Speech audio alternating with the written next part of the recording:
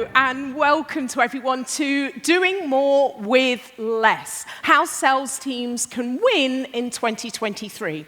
I am Janice B. Gordon, the customer growth expert and founder of Scale Your Sales Framework, which advocates for buyers and customers in sales. So we help revenue-focused organizations to close the gap in their people, processes, and customer growth strategies. Now, I am a two-time author and I'm the host of the Top 10 Scale Your Sales podcast. But the reason why I'm here is to moderate this eminent panel. So after hearing from the panel, we're going to be turning it over to you. Now, I think you know what the routine here with Slido, but actually I think your questions have been quite lame. Now, I'm quite happy to throw Nick under the bus. So I really want you to get onto Slido and put in some really difficult questions, because Nick knows he's going to get them all. So this is your last opportunity to really grill the panel. So I'm expecting a lot from you here. So let me first start by the panel introducing themselves to you. Hi, I'm James Terry, the VP of Sales and Client Relations for Indeed Flex. Indeed Flex, we help people get jobs. Part of my responsibility is essentially within Indeed Flex, we're a two-sided marketplace. We have the demand that our clients have and the supply of our workers. I'm responsible for the demand, which is essentially ensuring that we are acquiring the right clients in the right locations, and then ensuring that we are able to deliver the right service offering to them. And essentially all those salespeople aren't making unrealistic promises to our clients and are able to deliver at a high level. Excellent. Not sure I can beat that, but I'm Temi Olabenga. I'm the head of sales development at CyberSafe. What we do is we specialize in utilizing security behaviors to understand people's risk scores and basically prevent them from creating any further risks. I'm also the co-founder of Silk Pickling, and I'm just really happy to be here. So I'm excited to answer your questions. Hi, I'm Jenny Stella. I'm the VP for Global Business Development at Infor. My primary responsibility is to build quality pipeline that moves for ERP solutions, and also part of my responsibility is to grow the next generation of marketing and sales talent for Infor. Thank you. And yeah, Nick Bowles, VP of EMEA. And if anyone didn't hear that, Temi also owns a pickling business on the side. You heard that right, a pickling business. So it's good chat in the bar upstairs if you want to know more about pickling. So the Collins Dictionary names permacrisis as the word of 2022. Now, given the challenges of climate change, the Great Resignation, the war, you've heard a lot about the macroeconomics. So the question I'd like all of the panel to answer is, given the economic headwinds, what are you doing to gain efficiencies and sustainable growth? What are you doing now, or what are you planning to do in the future? I'll take this one first. So I would say at our organization, one of the things that we've noticed as there has been increase in the Great Resignation, you've had inflationary pressures and whatnot. Some of the things that we're really dealing with is, as resources are being scaled back, we're having to do more with less. And part of that for us is, how can we help to ensure that our sales team is more productive and more efficient in the way that they operate? We don't have the ability to go and say, oh, we need to grow by 20%, 50%, 120% next year. Let's just go hire a bunch of people. We can't do that anymore. And I think that's probably the same for most of the people in this crowd. And so what we're really doing is, I'm working with our sales and revenue operations support team to identify how can we help to enable our teams to do a better job at what they're doing.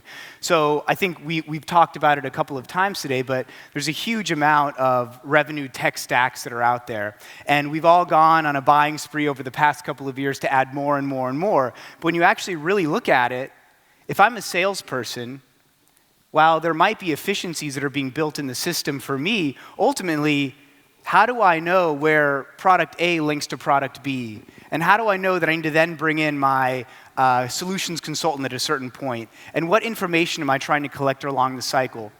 And so what we're really working on right now is how can we build an ecosystem for our sales team that makes it very streamlined and easy for them to understand from point A to point B, from top of funnel all the way down through closing, what they need to be doing to be able to be very efficient, have a higher coverage ratio, and be able to have a larger close percentage. And so what we're doing is really how can we ensure that our sales operations team, our B2B marketing team, our sales enablement team are really working in concert to be able to ensure that when we have a new product we're rolling out as an organization, marketing is building the right content, enablement is training in the right areas, and then the operations team is ensuring we're able to track that value creation across the entirety of the funnel. Strong answer. I would say for me that the thing that is super important is to minimize churn, right? I'm not sure if any of you have heard of the leaky bucket analogy. So you can keep pulling in new people, you can keep kind of creating new pipeline, but if you're losing people at the back end, the problem continues. You're going to miss targets. And when we're facing such strong economic headwinds that we're looking at the moment, maintaining employee satisfaction and a team of salespeople, sales leaders across the business is important for hitting targets and maintaining that economic growth at times of definite uncertainty. Two topics that have been very top of mind for us lately. First, the tech stack. I think we are outreach users. We've been investing in many great tools lately, but we had to go back and start auditing the use of the tech stack and really focus on adoption metrics as opposed to usage ones. So really shifting away from activity usage to very outcome-focused success measures. And the second work stream is with the people. It always starts with the people, and we are thinking about role specialization. And the way we are leading with this is really having the right talent work on the right thing at the right time. I like to take a quite sort of tactical point of view. I mean, I'm a firm believer in the law of marginal gains. So I like to look at the entire end-to-end sales process and think about what are some very quite small practical things we can do at every stage that then multiply up. So a very simple example is we want to try and change the shape of our pipeline. Our pipeline is too much like a martini glass today. We want to try and change it more towards a beer glass, but maybe without the little kink in the middle. So thinking about pipeline shape, how do I get more quality at the start of my process and less quantity? And then look at the end of the process and say, how can I maybe give some negotiation training to the reps so that we can maintain our price point given the pressures that we've been hearing about from CFOs today. So those two things might only be 2 or 3% improvement in your price point or 2 or 3% improvement in conversion rates, but they multiply themselves up across your deal life cycle. Mm-hmm. Is this resonating with you? Yeah? Any show of hands? Yeah, some nods? Excellent, excellent. Okay, well, with the rapid pace of change which organizations have to transition to digital and remote work, revenue leaders must now renegotiate the environment where B2B sellers will thrive and also want to join. So let me ask you, Jenny, what are you doing to attract and retain your sellers? Sure. So I think we shouldn't underestimate the importance of getting the right paycheck at the end of the month. So that's what is driving everybody. But we've certainly seen that it's not the most important. So starting with the career pathing, and here it's really a commitment from the company to give these opportunities to grow to BDRs and inside sales. It's been by far the #1 aspiration. And then comes the responsibility of the managers. We've been talking about the importance of the managers earlier today, and think we've been underestimating the complexity of the skill set that BDRs, SDRs, or inside sales are now carrying. So it's really the manager's responsibility to sell that skill set and make the BDRs, SDRs aware of the complexity of what they learn. And I think that have been the main 2 levers for us. Fantastic, fantastic. Okay, so 94% of sellers, they look at their employer's sales tech stack as an important deciding factor of whether to accept the job. So, James, let me ask you, what is your perspective on the sales tech stack? Yeah, I kind of referenced it before that there's been a huge investment by sales orgs. I mean, if you really look at it, 15 years ago, CROs, CSOs, VPs of sales, you didn't really have a tech stack budget, right? Automation or the operations team would buy Salesforce and you'd implement it, and maybe the service team would use it as well. But now we have this budget that we can spend, and it's about making the right decisions, and really it's about identifying where are the areas throughout the entirety of our sales process where there's going to be a lot of value add. And in addition to that, we all have relatively lean teams, right? If I get another headcount, am I going to go and put that on someone who's going to be a project manager to go and implement a new tech stack, or am I going to hire another salesperson who's going to be revenue generating? And so with that, it's really forced us to make sure that, hey, if we're going to be investing in a product, do we have the ability to effectively implement the product and ensure that we're getting the adoption and engagement? And I think to Jenny's point, that we're actually adding value to the sales process. Like, the worst thing we could do is sit there in an ivory castle and say, well, now I have better visibility into the pipeline. But in reality, close ratios are going down because sellers are having to spend more time on an administrative task based on the fact that you've just implemented this big tech product. So that's kind of one thought on it. Another thing and that we've been really wrestling with recently is our team has actually, after COVID, started to move more towards a field-based selling model. Prior to COVID, we were primarily field-based salespeople, then 100% inside sales, and now we're kind of moving out towards more of a field-based role. And we purchased outreach during COVID.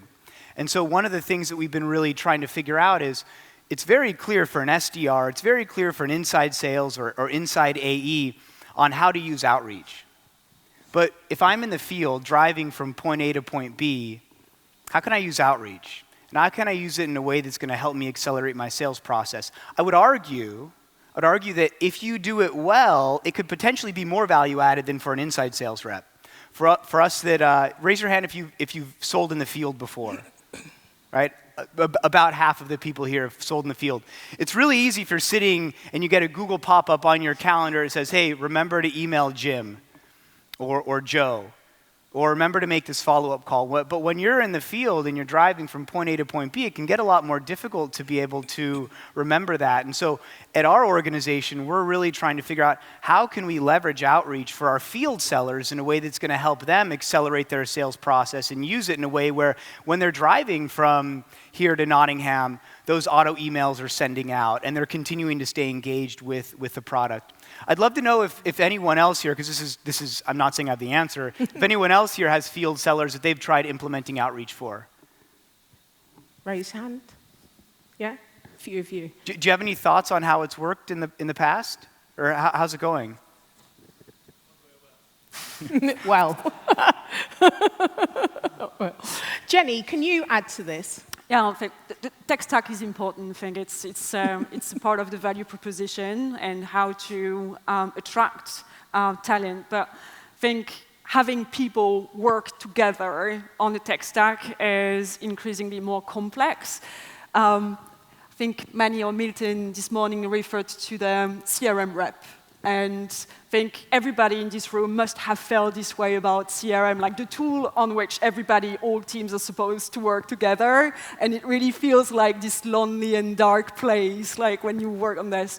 So having an alternative like outreach, which is really solid in terms of having this orchestrated use of the sales process, having teams working together, I think is the real, value proposition of what a tech stack is meant to be today.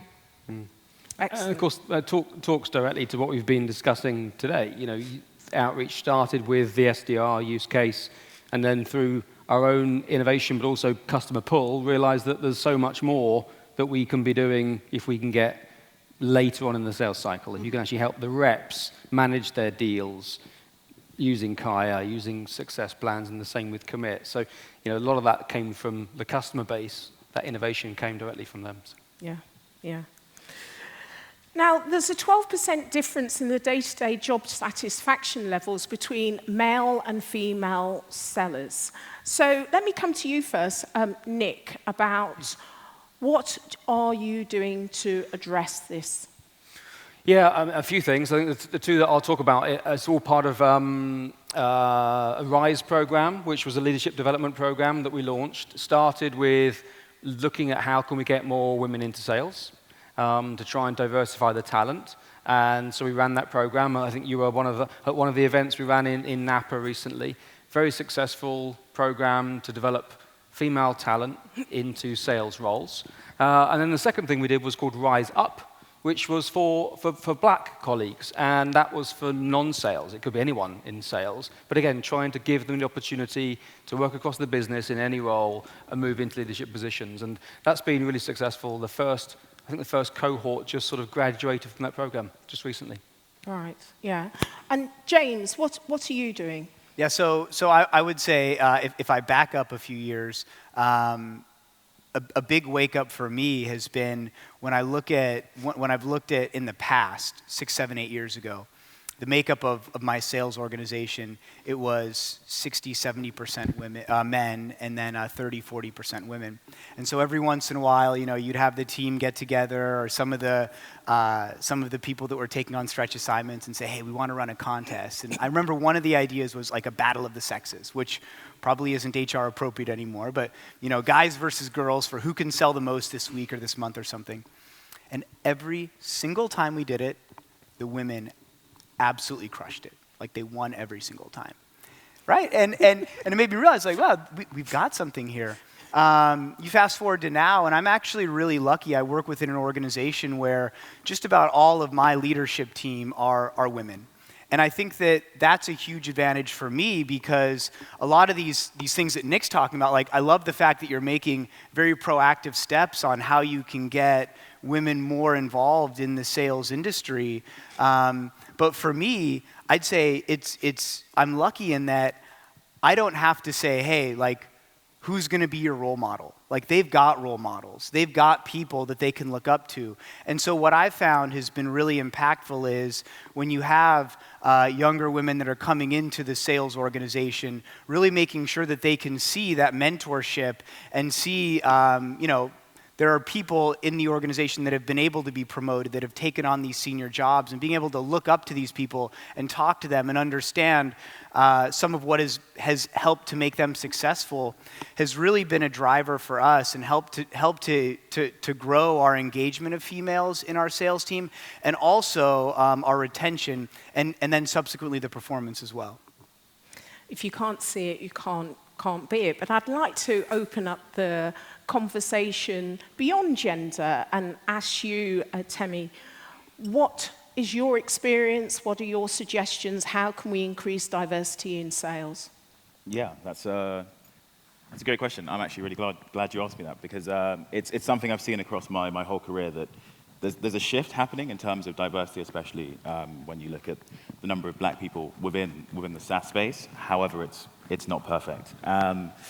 And for me, the thing that I found difficult coming into sales was, I look across and it's a very, very, very white landscape, very white male, and it became almost hard to aspire to the next level. And you're looking behind you at the people coming up, and you want to give them something to aspire to as well, right? And it's kind of similar to what you just said there, James, about creating role models, right? So what I look at now, and in my own company that I'm in at the moment, my CEO is black, my CMO is black, and it provides opportunities for myself and the people behind me to kind of look forward and say, hey, I can do that.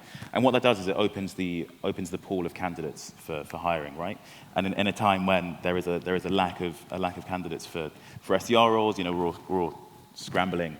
I'm sure you understand this. We're all scrambling to find great candidates. If we can open that pool up to more ethnic minorities, to be way more diverse, not just in terms of gender, but ethnicity, socioeconomic background, we are creating way more talent and much more skill to take forward. So how important go on, go for it. Thank you. How important are networks Huge, huge. I think when you create a network, and there's the Black Tech Sales Network that's global at the moment, but when you create a network, you almost create a safe space for people to ask questions of other salespeople. So, for me, I mentor a lot of people in that group, and it's a lovely opportunity for me to give back and for them to learn without feeling that they're being a burden on their managers or within their teams where maybe they are the minority. And then they can go forward and really take that. Brilliant. If I could add, I Yeah, mean, of course. bottom line is like, there's no question. Like, the jury's not out. Like, more diverse teams are more successful. Like, that is clear. There have been a huge number of studies that have shown this. And so I think that it is, if you have a bunch of white guys in blue blazers sitting around a room, like, you're going to have a hard time having difference of opinion and different perspectives and ways of looking at things. I can tell you that, and we have to sometimes be deliberate about it. I was hiring about 4 or 5 years ago. I was hiring a sales manager. I was telling Janice about this a couple of days ago. And I needed to hire like 4 sales managers. I'd hired 2 or 3 of them. And I stopped and I looked and I was like, these are all white guys. And then I went back and looked at all the resumes, and I had literally not done any female interviews at all. Not one. So then I went to the recruiter and I said, hey, Mr. Recruiter, listen, like, I'm not saying that I have to hire a woman, but I'm saying, like, for every one male candidate that you give me to interview, I need to interview a female candidate, right? And I'll tell you that, like, it forced him to get a little bit more thoughtful about the way that he was generating candidates in the pipeline. Fast forward 6 months, our number 1 sales leader was a female, right? And that probably would not have happened had I not been a little bit deliberate about making sure that we were pushing the organization in that direction. I mean, you start to create like diversity of thought, right? The more you have that, the better people are going to be, Yep. the more skill they can create. And then obviously, as you can see, you have a very successful female leader. I like that a lot. And the important thing is it's being intentional about it. So I'm going to mix it up a little bit and ask you about sales managers. They're an important cog in the wheel that often gets overlooked. And now sales managers have to champion their team's sales team development, the mental fitness, and to become data-led coaches on top of being data and tech savvy. So my question is to Jenny. What are you doing to bring your sales manager's skills into the new era of sales? That's a big question. I think the truth is that it's very much a moving target. If we look at what is on the slide and like seeing change being really at the core of the skill set that we require, I don't think it was there 3 years ago. It was a nice to have, but now it's definitely a must have. So what we've seen is that it's definitely as important to invest in the manager growth as it is for the rep growth. We know that taking again the 80-20 rule, we see that 80% of the results that a team is driving comes from the values and the behavior from the manager. So the manager is a huge success factor to the team. So investing in tech capability, like having managers really understand what the tech is about and how to use it, is also part of what we believe is important. Excellent. Okay. I'm going to hand over to you, our beautiful audience. And I'm looking forward to some of the questions that you've got. Yes, Janice, we have some great questions coming in through the chat. So the first one is, sales has traditionally been plagued with culture issues. As revenue pressures increase, how can we ensure that we have a sustainable culture that doesn't increase burnout? Sustainable culture. James, you're looking at me. Yeah, I can take this one. So obviously there's revenue pressures. We probably don't have as much of a budget to spend on incentives anymore.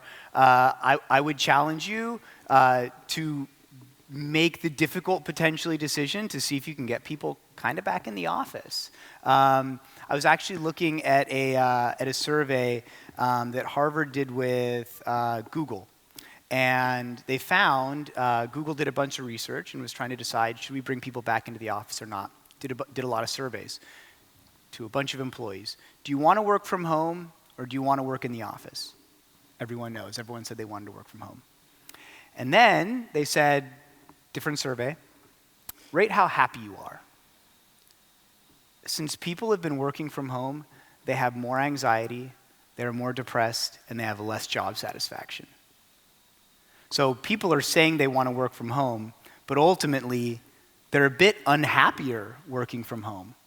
And so I would, and I know that might be an unpopular view, and my view is not bring people into the office every day, but I think that fostering an environment where you have the ability for people to get together and collaborate and communicate can be very, very helpful and value added.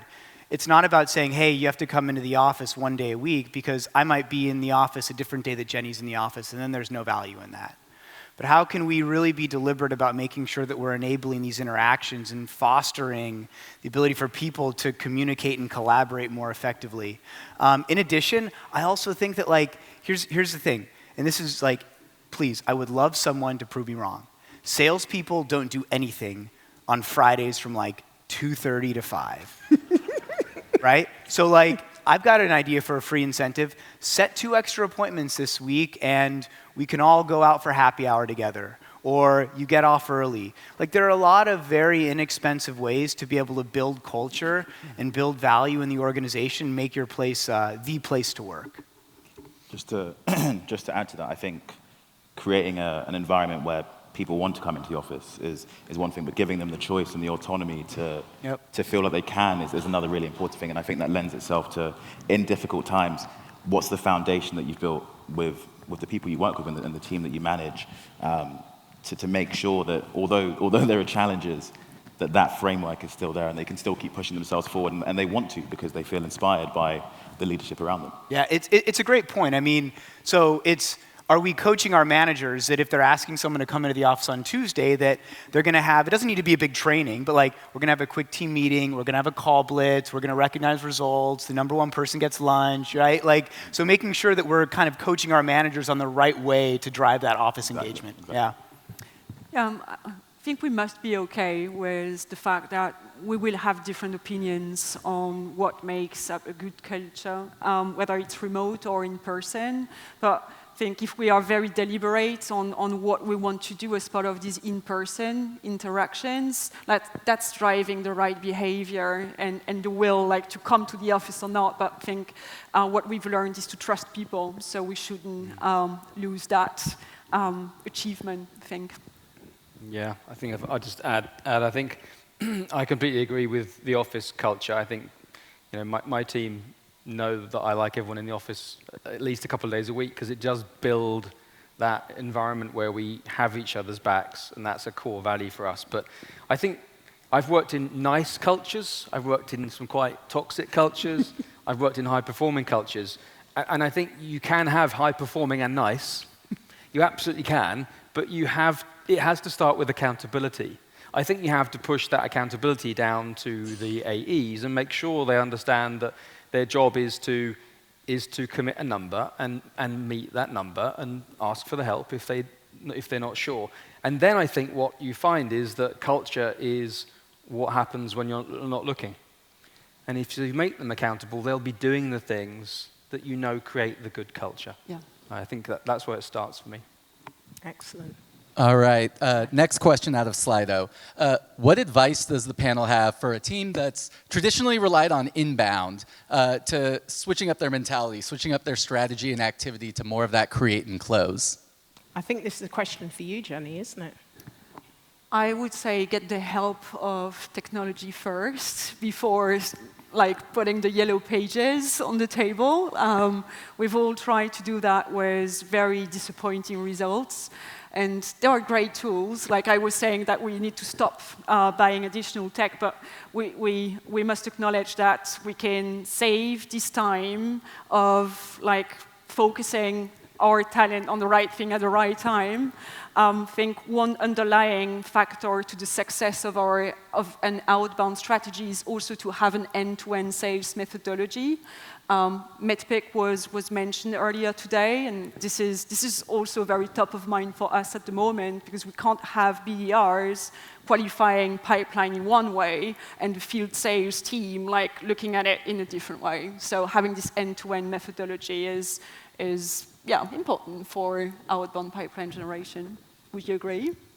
I would agree, actually. Yeah, I think that makes perfect sense. I think having a system in place or a framework like MEDPIC that everyone can follow consistently is super important, not only for your field sales and your SDRs, your BDRs, but also from the aspect of ramp time, right? That's really important. How long does it take someone to ramp up? And if you're moving from an inbound model to an outbound model, there's going to be a ramp time. And how quickly can we get them to number? How quickly can we get them contributing to pipeline again? So, similar topic. We have someone in the audience that is looking to drive new behaviors in their sellers via a comp plan change. But they also feel that culture can drive behavior, but it's becoming a bit of a chicken and egg question. So what comes first, the chicken of behavior or the egg of comp plan? That makes me remember like a statement that one of my mentors was always leading with. So that comes from Peter Drucker with culture, eats strategy for breakfast. It's been always true, even more so today. Yeah, I'll add to that. I think that I couldn't agree more. I think that culture is unbelievably important. And I would say, kind of going back to a couple of questions ago also, the person who on the ground is going to build the culture in the organization, like while we can have a top-down view and be setting expectations, ultimately it's the individual contributors and it's some of the top performers. And so I'd encourage you, like, if you're thinking about making a change, bring in some of your top people and talk to them about it. And sometimes getting their feedback is good, and sometimes saying, hey, could really use your support on this. Or hey, let's put together a program where you can have some ownership over it. And you can go and you can help to execute on this different way of working or this different strategy. Because a comp plan change is not a bad thing if it drives the right behavior. A comp plan change can be a bad thing if it comes out of nowhere and no one's expecting it, and all of a sudden they're having to like veer left when normally they go right. Right? And so getting some of that on the ground support and feedback and empowering some of your top performers and people who are raising their hands saying, hey, I want to get into leadership, I want to get into mentorship, let them be part of this change with you. Because then all of a sudden, it's an organizational-wide change that we're pushing as opposed to just coming from the top down. So on the subject of hiring from diverse backgrounds, would any of the panel consider opening the talent pool by hiring on more of an apprenticeship basis, drawing from underprivileged regions and areas? Yeah, I'm happy to answer this one. First of all, absolutely, whoever asked that question, 100%. There's actually someone I'm working with quite closely at the moment who's trying to do this. And I know there are a number of companies doing the same thing, and I think it's really important to open up apprenticeships. You don't necessarily need a degree to get into sales, and I think it's important that we start to drop the barriers to entry. So it's definitely something I think that we should be doing, and people are doing, including myself at the moment.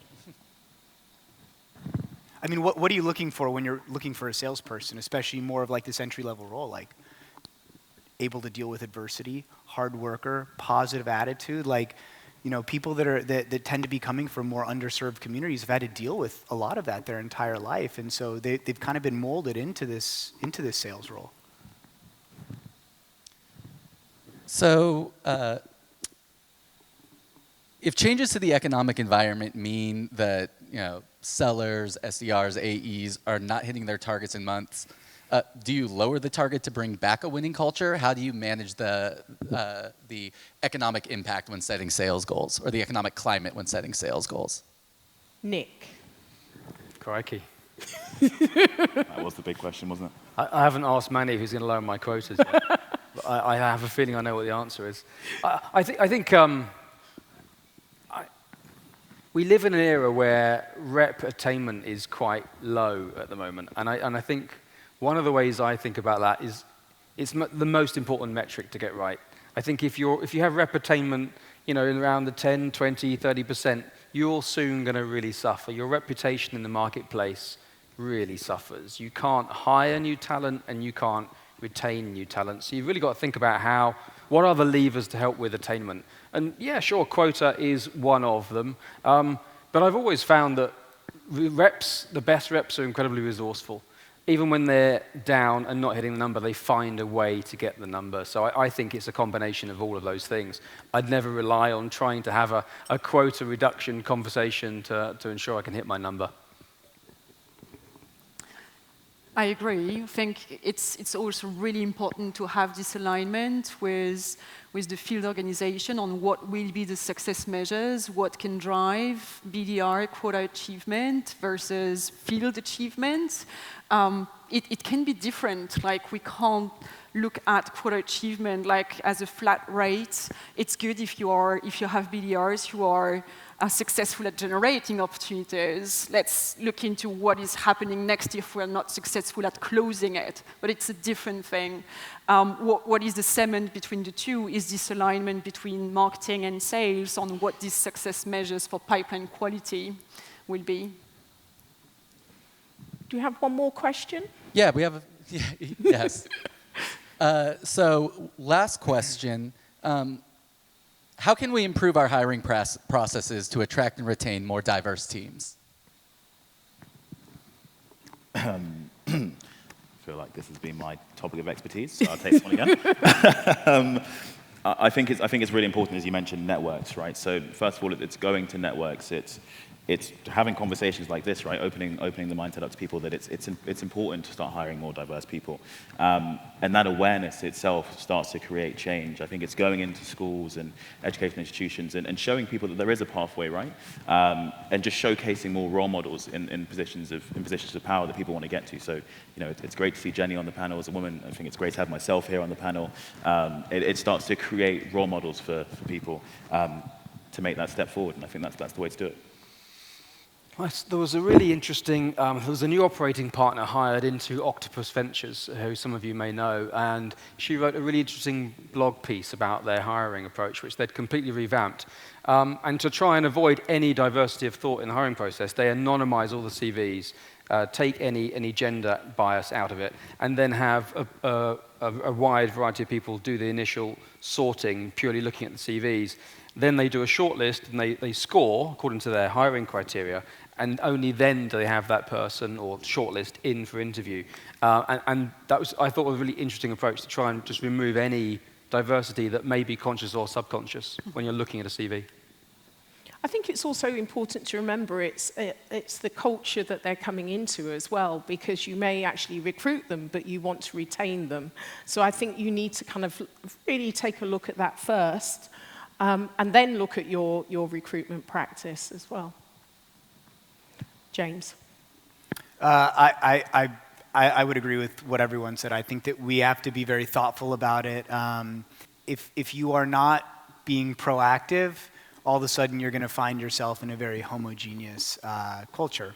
And so it's kind of thinking ahead and understanding what are the ways that we can make sure that not just us, but our recruitment team, our individual leaders on the ground can be attuned and understand the importance of doing this and hiring diverse crowds. Like, I think I mentioned that the jury is not out anymore on the fact that diverse teams tend to be more productive.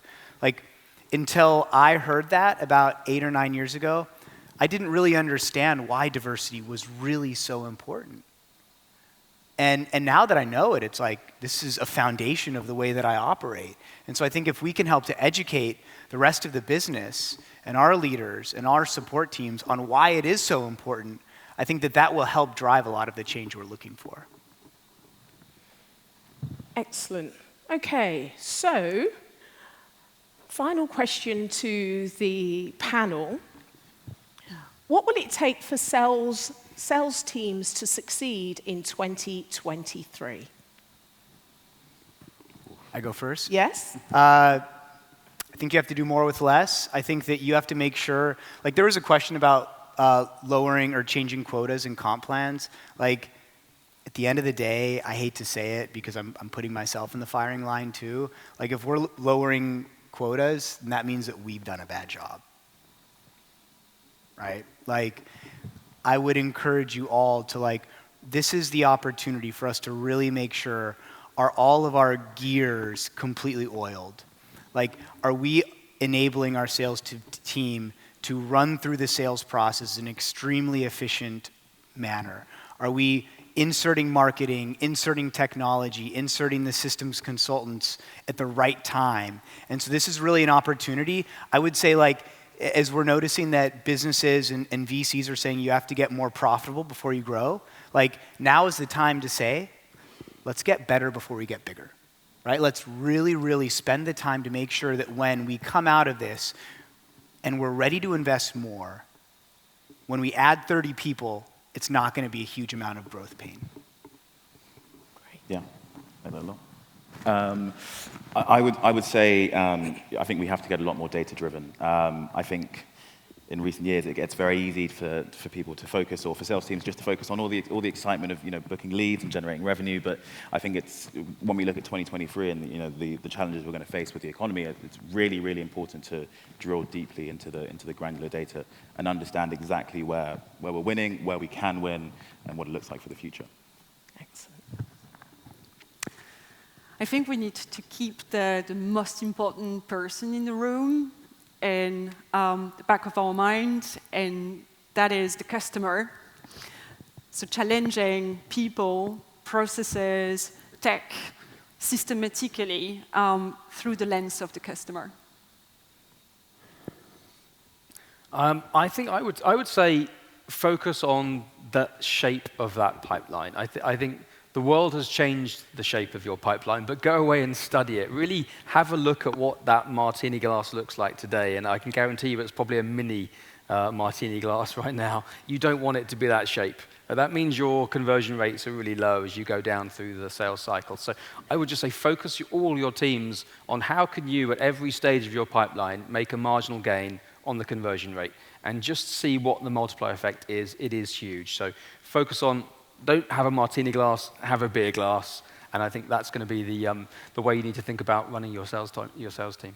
Excellent, thank you. Well, thank you to the panel, James, Terry, Temi Olubenga, Jenny Schell, and Nick Bowles. Please do contact, connect with them if you have any further questions and comments. And thank you. I loved your questions. Thank you very much for contributing. Thank you.